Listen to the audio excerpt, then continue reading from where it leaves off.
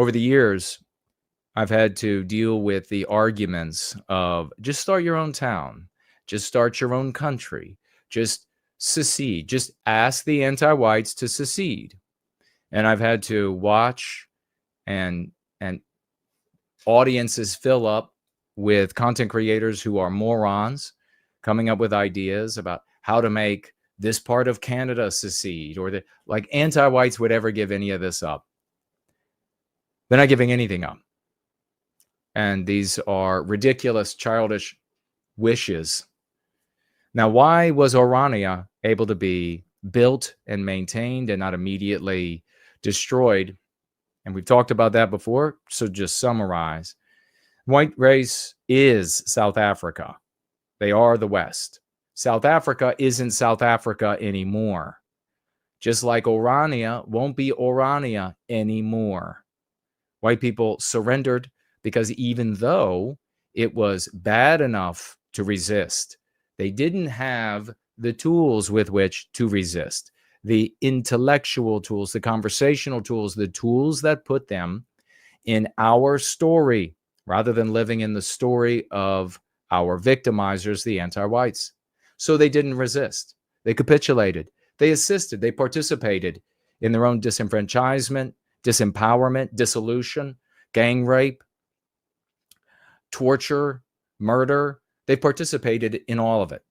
There were 300 white people, though, who decided, typical for white folks, I'm afraid, as honorable or glorious, or at least in one aspect it might seem, and I completely applaud the ingenuity, the industriousness, the willingness to sacrifice, the work ethic, etc., to go out into a barren, hostile landscape and build something brand new. It is a remarkable thing that we do as a people. At the same time, the running away from anti-whiteism, the running away from the problems, the running away from the internecine strife, the sectarianism is over.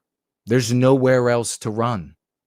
It worked for a long time for the white race. Let's go beyond the other mountain. We'll start another Western civilization. We will project what's inside of us, our instinct, our biospirit, onto the world there. We'll start it over.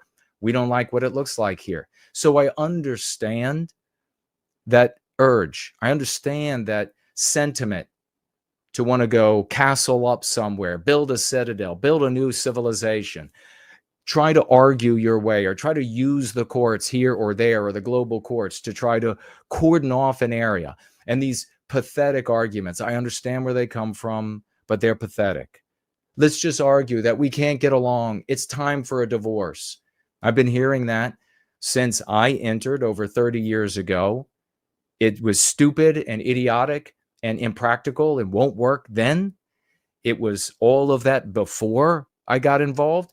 And it's all of that through my entire tenure in service to white well-being. It will continue to be a non-starter. The wishes of children rather than the actions of men and women of the West.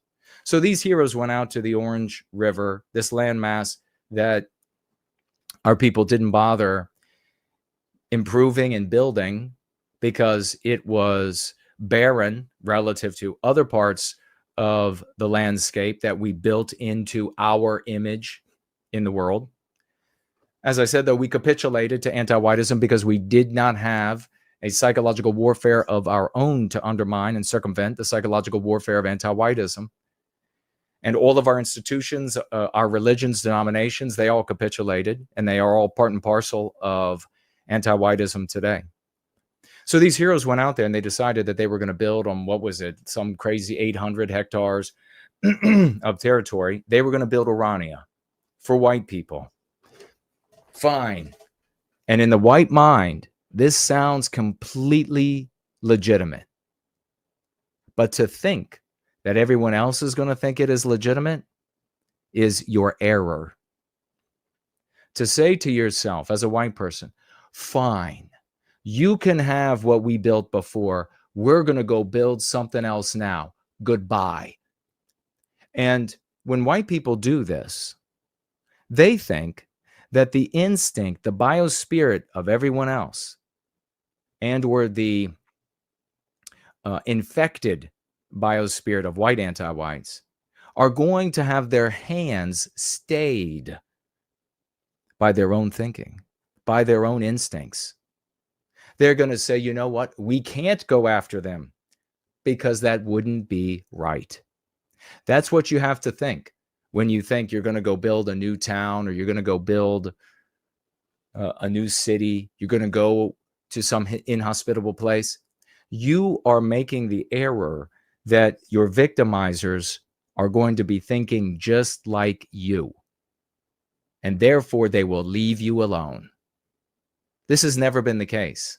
I can't believe that we speak to so few. How wrong so many are, and yet we speak to so few. God will bring a reckoning to these people, and they'll wish they had known me. So they built Orania, and I said, Orania will persist only as long as the Western powers will stay the hands of the anti-white Black South African government. At some point, as they deteriorate as a Western country, they will look longingly, ferociously, leering at the gem called Orania. And if not for America and UK and etc. saying, no, you won't, they will. And why would America care? Why would the UK care? Why would Orania, or why would Germany care about Orania?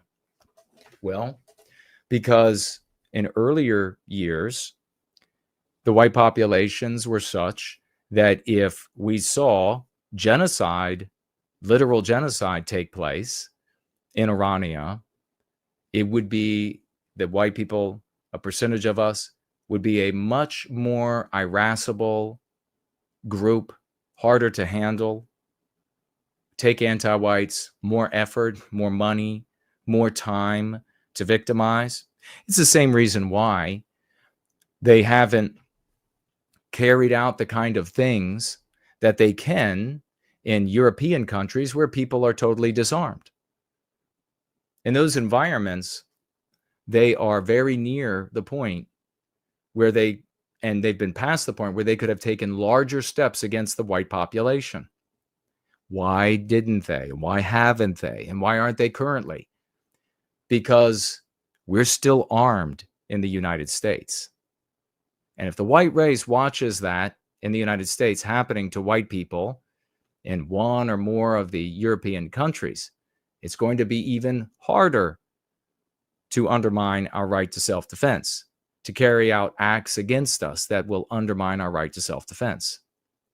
Anti-whites at the top used to be brighter than they are today, but they're aware of this. And so Orania, so happy that it's the case, was able to bloom in this barren landscape. Well, the anti-white, non-whites in South Africa have made of the West, and continue to make of the West that was there, a white erased mess. And every day that South Africa is more of a white erased mess, Orania shines the brighter. A gem to be taken. Another one from the white race. And energy is building to do just that. EFF Northern Cape leader aims to be first Black resident of Orania, calls for a legal review of the town. Is it even allowed to exist? Northern Cape Economic Freedom Fighters member Shadrach, and I can't read these names, plans to be the first Black person in Orania once other races are allowed in. Taholi, I guess is his last name, Taholi, who is the EFF leader in the Northern Cape, made the comments as the Red Berets continue to question the legality of Orania. The EFF embarked on a march to the, and by the way, you know how this happens now. Just as it has happened with so many farmsteads, so many regions that were all white farmers. And that is that you have people in these groups, people in the government talking about something needs to be done with these white people. The government itself, because of the pressure of Western powers, drags its feet while it looks the other way when members of these different groups go in and kill, and check the news out for yourself in case I'm wrong, and kill and rape and slaughter. And then the police show up and say, oh, well, this was just a robbery gone wrong. This was just a home invasion gone wrong. What will happen when that exact same playbook plays itself out and people show up at Orania to carry out such deeds and they get shot dead? What will happen then? The EFF embarked on a march to the offices of Northern Cape Premier on the 22nd to demand a legal review of Orania's existence. Orania is a privately owned town in the Karoo region that only allows white people of Afrikaans descent to live there. You know this is going to be determined to be illegal, right? You can see the writing on the wall. They're going to have to allow, are they going to kill and fight for it and everybody die? Or are they going to capitulate and allow the first black resident and then the second black resident? And then why can't I bring my family? Remember what we were reading from the other article, how foreign press talking about how this particular black guy lives in this awful shanty town in South Africa where he hasn't had a job in 35 years, literally. He can't go anywhere because he has no money. He has almost no food. The roof is always leaking on him. And why do the Iranians get to have running water and clean water and fresh food and jobs and purpose and safety when he has to live like that? I'm going to be a resident of Orania. I'm going to fight tooth and nail to be one society. We are going to be inclusive, he said. There's the meme pathogen inclusive. But Jason, using meme pathogen is gay. Claudine gay. You shouldn't use it. Orania must fall.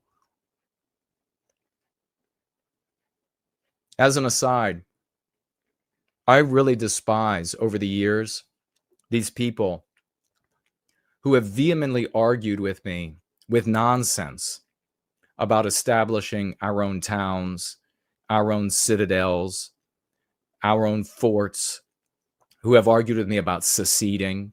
I've been right all along. Orania, even though I could explain the existence of Orania with the complete logic contained in the Go Free dialogic, they would still throw that in my face as a refutation of my interpretation of the world, of anti-whites, of what's happening in the psychology of our people. They would still throw it in my face. No, they can do it, so it can be done. Wonder what those POSs are saying now. You know what they're not saying? Sorry, Jason. Sorry. Shouldn't have banned you from speaking. Shouldn't have shouted at you for this craven nonsense of let's just run off in the hills and build a town.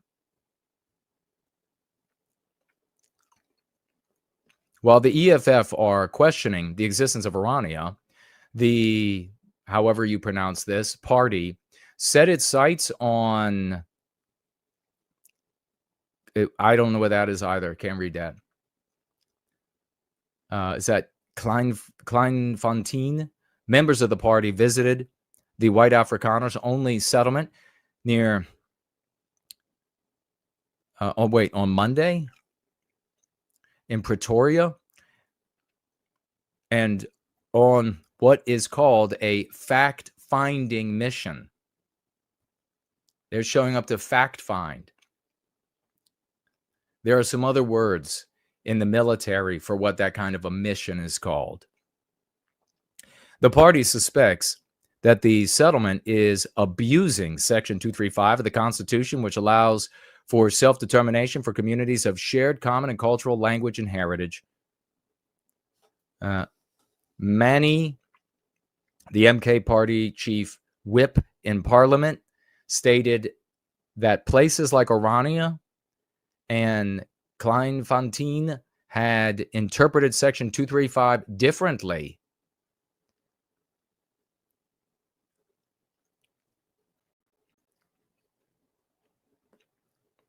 So they're saying that Orania and this other area is probably one of those areas that I read about years back where it's just like a bunch of farming white people. So not their own town, but they were already situated somewhere far away. And they're saying, hey, this is apartheid. We have found apartheid still going on in South Africa. He added that as much as the MK party respects all cultures, they don't want these cultures to abuse that and embrace practice that remind people of apartheid. Let's watch this video of them talking about this. The fight against Orania is not a distraction.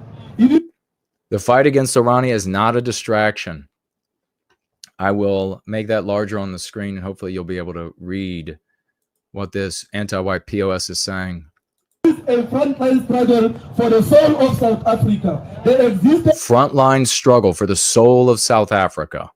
The existence of all white towns in the 21st century in a province where the majority live in poverty is an insult to the working class.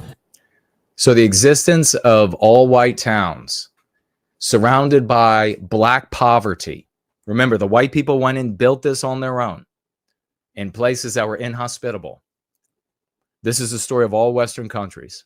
And to the values of the liberation struggle, while black communities in the Northern Cape suffers from underdeveloped, lack of basic services, landless and lack of basic services, landless and high unemployment. That's your biospirit. I guess you should have made some jobs. I guess you should have built running water. I guess you should have done all of this on your own. You know what doesn't matter when it comes to ending our victimization? What doesn't matter is what I just said. It's not going to stop. It's not going to stop the beautiful white children in Orania and this other white farming town from being obliterated by this. Only the Go Free dialogic will. And we better get working. We better get working real quick. Orania thrive off the proceeds of racial capitalism and ideological. You hear that? Racial capitalism. That's a MP I've never heard before. So you build your own town, white person. That's racial capitalism. Isolation. This is unacceptable. Our ultimatum. The EFF demands a formal response from the Premier's office within 30 days. If these demands are ignored, the EFF will escalate the matter. We will return to Orania in a greater numbers. Do you hear that? If the government won't do this by the way of the law for us, we are going to go there in greater numbers to Orania. We are going to physically go there in greater numbers. What do you think will happen? Probably, if anti-whites, if wiser, smarter anti-whites are in charge, they'll tell them to just go and squat in Orania.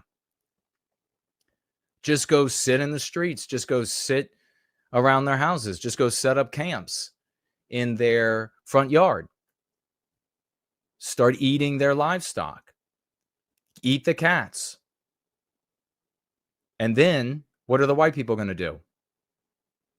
You see the futility of every other endeavor, vehicle, ideology? The total futility of it. We will make the memorandum to the national government. We will initiate a court process and we will expose the complicity of any public official who protects Orania's unconstitutional practices. We will mobilize communities, youth, workers, and landless people across the Northern Cape. Orania, our ancestors. It is our land, and we demand what is right. Our land. This is the story of every Western country suffering under anti-whiteism. Orania is theirs. America is theirs. Australia is theirs. Italy is theirs. The UK is theirs. Fully ours. This province cannot remain a safe haven for apartheid-style enclaves. We say, with revolutionary conviction, Orania must be dissolved. The land on which it stands must be returned to the people of Northern Cape. The economy is reserved. The economy it reserved must be opened. The idea it represents must be defeated. In conclusion, fighters. So, there you have it. What are your thoughts? I have to say, I really hate the white so-called activists in the white sympathetic sphere who have argued with me over the years about this. I despise them with a passion. I was right all along. They were wrong all along. Here comes Jason is proven right. In some of these cases, I said this exact thing would happen decades back to people. Mufal Big Art, they told me how wrong I was. And Cuck and etc. Where are you now? You king pieces of shit. Where are you now? You'll wish you had known me.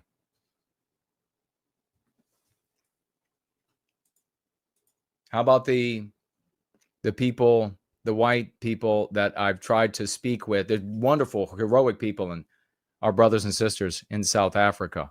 And we've chatted with some of them and I've gone on their shows, but there have also been others, just like the white cucks in every other Western country, as we're being white erased, just like the United States. That's it. No, we don't want any part of that go free practice. We don't want any part of it. No, we're trying to make amends. We don't want there to be a racial divide. Who does that sound like to you? Jeff Metcalf. You'll wish you had known me.